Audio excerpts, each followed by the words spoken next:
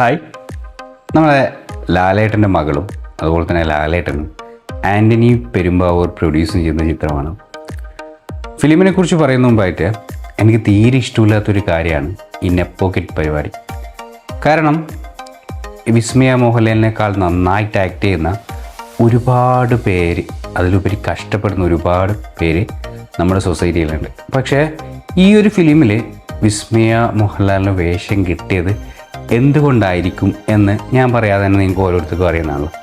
അപ്പോൾ അത്തരത്തിലൊരു പരിപാടിയോട് എനിക്ക് ഒരു രീതിയിലും ഒരു യോജിപ്പില്ലാത്ത കാര്യമാണ്. പക്ഷേ ഈ ഫിലിം കാണാൻ എന്നെ തിയേറ്ററിലേക്ക് എത്തിക്കുന്ന കാര്യം ഒന്ന് ലാലേട്ടൻ ഉണ്ട് എന്നുള്ളതും പിന്നെ ജൂഡ് ആൻ്റണിയുടെ പടമാണെന്നുള്ളത് കൊണ്ടാണ്. അപ്പോൾ നമുക്ക് ഫിലിമിൻ്റെ ഉള്ളിലേക്ക് വരാം. ഫിലിമിൽ എനിക്ക് ട്രെയിലറൊക്കെ കണ്ടിട്ട് മനസ്സിലാക്കാൻ പറ്റിയ കാര്യങ്ങളും പിന്നെ കുറച്ച് ഗൂഗിൾ റെഫറൻസും ഒക്കെ മനസ്സിലാക്കിയിട്ട് എനിക്ക് അറിയുന്ന ചില കാര്യങ്ങളാണ് ഞാനിതിനെപ്പറ്റി സംസാരിക്കുന്നത്.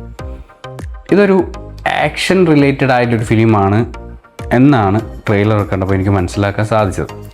കാരണം ട്രെയിലറിലൊക്കെ ചെറിയൊരു പോർഷനിൽ ഒരു ആക്ഷൻ്റെ ചെറിയ സൂചനകളുണ്ട്. പിന്നെ ഈ ഫിലിമിൽ ആക്ഷൻ റിലേറ്റഡായ വർക്ക് ചെയ്ത ആൾക്കാരെ പറ്റിയിട്ട് നമ്മൾ ചെക്ക് ചെയ്തോ മനസ്സിലാക്കാൻ പറ്റും. വളരെ ഒരു സ്റ്റാൻഡേർഡ് ടീം തന്നെ ഇത്തരത്തിലൊരു ഫിലിം. ഈ ഫിലിമിൻ്റെ ട്രെയിലർ കാണുന്ന സമയത്ത് നമുക്കൊരു നോർമൽ ഒരു ചെറിയൊരു ഫിലിമായിട്ടാണ് തോന്നുന്നത്.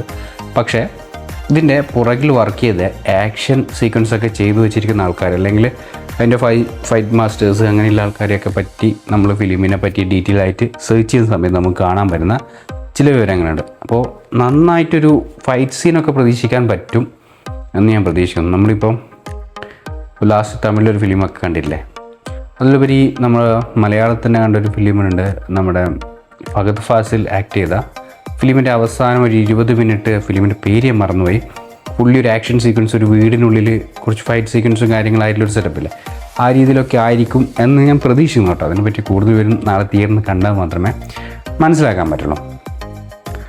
പിന്നെ ഫിലിമിനെ പറ്റി പറയുന്നതിന് മുമ്പായിട്ട് സോഷ്യൽ മീഡിയയിൽ വിസ്മയ മോഹൻലാലിനെ കുറിച്ച് പറയുന്ന ചില കാര്യങ്ങളൊക്കെ ഉണ്ട്.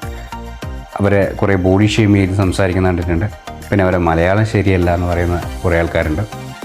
പിന്നെ അവരൊരു ഒരു സൊസൈറ്റിയിൽ അല്ലെങ്കിൽ ഒരു സ്റ്റേജിലൊക്കെ ഒന്ന് സംസാരിക്കുന്ന സമയത്ത് അവരെ മൂവ്മെൻറ്റ് ചെയ്യില്ല, അങ്ങനെ കുറേ കമൻറ്റ്സ് കണ്ടിട്ടുണ്ട്. ഇപ്പോൾ ബോഡി ഷെയ്മിങ് എന്നുള്ളൊരു കാര്യത്തോട് പൂർണ്ണമായി യോജിക്കാൻ പറ്റാത്ത ഒരാളാണ് ഞാൻ. അപ്പോൾ അത് വളരെ തെറ്റായ കാര്യമാണ്. പിന്നെ ആ വ്യക്തിക്ക് അവരുടേതായ കുറേ രാഷ്ട്രീയ സാമൂഹിക അഭിപ്രായങ്ങളൊക്കെ സോഷ്യൽ മീഡിയയോട് പങ്കുവച്ചിട്ട് കുറേ അധികം ശത്രുക്കളെ ഇപ്പം തന്നെ ബിൽഡ് ചെയ്തൊരു ആളാണ്.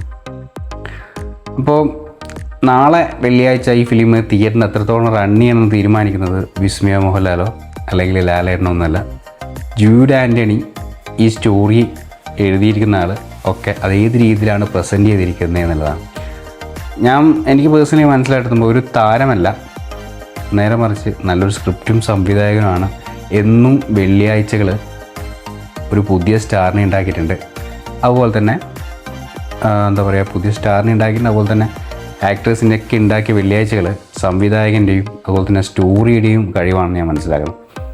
അപ്പോൾ ഈ ഫിലിം മേ ബി നല്ലൊരു സക്സസീവായ ഫിലിമായിരിക്കും. കാരണം വെച്ചാൽ ജൂഡ് ആൻ്റണി ആ രീതിയിൽ വർക്ക്ഔട്ട് ചെയ്തിട്ട് ഫിലിമിൻ്റെ ടെയിൽ എൻഡിൽ ആക്ഷൻ സീക്വൻസ് ആയിക്കോട്ടെ, മറ്റു പല കാര്യങ്ങളും ഈ ട്രെയിലർ കാണുന്ന സമയത്ത് നമുക്കൊരു തണുത്ത ഫീലാണ് വരിക. കാരണം എങ്ങനെയാണ് പറയാന്ന് വെച്ചാൽ നമ്മൾ വലിയ പ്രതീക്ഷയൊന്നും ഇല്ലാതെ ഒരു നോർമൽ ഫാമിലി പടമോ അല്ലെങ്കിൽ അങ്ങനത്തെ ചിലപ്പോൾ ഇത് വെള്ളിയാഴ്ചകളിൽ ആദ്യത്തെ ഷോയിലൊന്നും ആൾക്കാർ വളരെ കുറവായിരിക്കും. പിന്നീട് മൗത്ത് പബ്ലിസിറ്റിയും ഇങ്ങനെ സോഷ്യൽ മീഡിയയിലൂടെ വരുന്ന റിവ്യൂസിൻ്റെ അഭിപ്രായങ്ങളെ അടിസ്ഥാനപ്പെടുത്തി അടുത്ത വരാൻ പോകുന്ന ആഴ്ചയിൽ അല്ലെങ്കിൽ ഈ ഒരു ഓണക്കാലം വരെ തൂക്കാൻ ശേഷിയുള്ള രീതിയിലെ പടമായിരിക്കും ജൂഡ് ആൻ്റണി വർക്ക് ചെയ്ത് വെച്ചിട്ടുണ്ടാവും.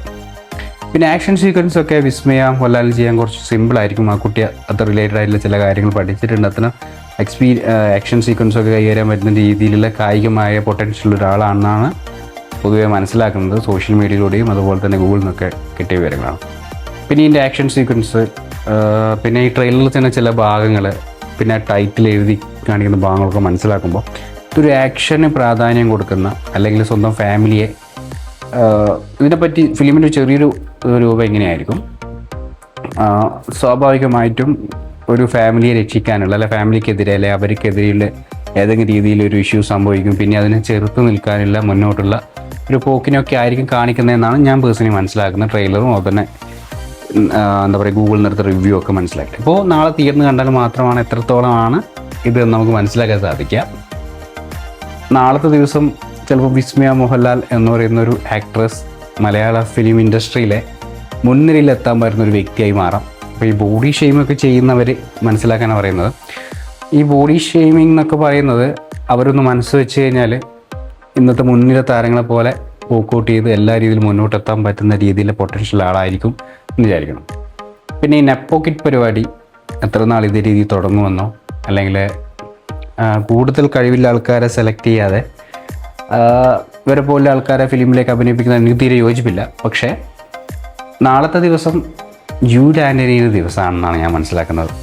ആരൊക്കെ അഭിനയിച്ചാലും ജൂഡ് ആൻ്റണിക്ക് അവരുടെ സംവിധാനത്തിലും അവരെ സ്റ്റോറിയിലൊക്കെ വ്യക്തമായൊരു നോളജ് ഉണ്ട്.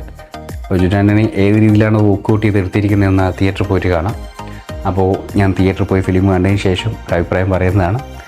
അപ്പോൾ നിങ്ങൾക്ക് ഞാൻ സംസാരിച്ച കാര്യങ്ങൾ ഇഷ്ടപ്പെട്ടിട്ടുണ്ടെങ്കിൽ അല്ലെങ്കിൽ ഞാൻ പറയുന്ന കാര്യത്തിൽ എന്തെങ്കിലും ജെന്യുവിനായിട്ട് തോന്നുന്നുണ്ടെങ്കിൽ ഇതുപോലെ കുറേ വീഡിയോസ് ചെയ്യണമെന്ന് എനിക്ക് ആഗ്രഹമുണ്ട്. അപ്പോൾ നിങ്ങൾ എൻ്റെ ചാനൽ സബ്സ്ക്രൈബ് ചെയ്യുക, ലൈക്ക് ചെയ്യുക. Okay, bye. നാളെ തിയേറ്ററിൽ നിന്ന് കാണാം.